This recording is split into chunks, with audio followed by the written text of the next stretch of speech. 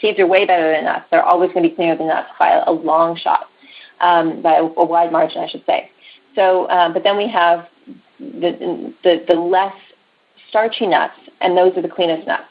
So the walnuts, pecans, almonds, and will be the less starchy nut, the better. The cashews are very starchy and they're very fatty.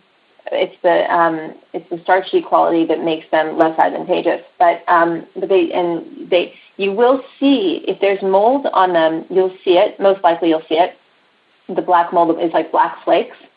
And if you see even a little bit of it, get rid of all of it, because where you see mold, you have the mycotoxins, which are the byproducts of the mold. So so you want to make sure that you don't get them anywhere near you. There are other issues with nuts that though other than the mold, and that is the rancidity. So the oilier the nut, the more able it is to, or the more inclined it's going to be to become rancid. This is why we always want to keep our nuts well refrigerated. Again, that sounds wrong. Refrigerated and cool and dry. You need to know how they're being moved from place to place. But the rancid fat is the oxidation of the fat. And exposure to moisture in transit and stuff can contribute to the mold aspect. Because mold requires moisture.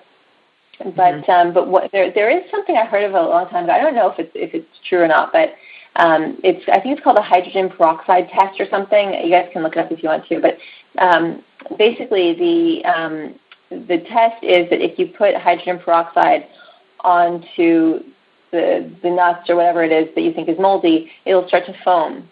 And that sounds like an interesting idea. The only thing is that the same thing happens if you put hydrogen peroxide on a cut or bruise, on a cut. And the reason that foams is because of the interaction with the oxygen in the blood. So I'm not going to say that this is the be-all, end-all test because it may be flawed.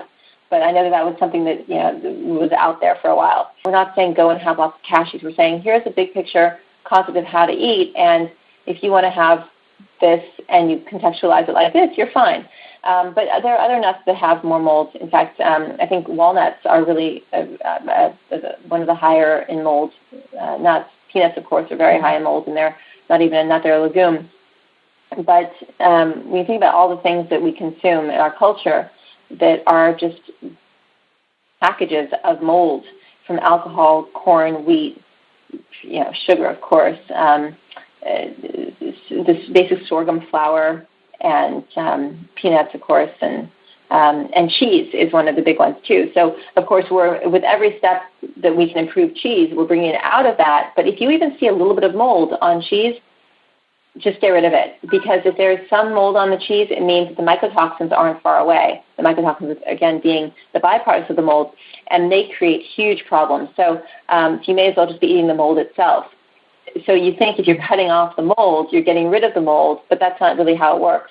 The mycotoxins are close by, and they're, they may have gotten into the food much more deeply.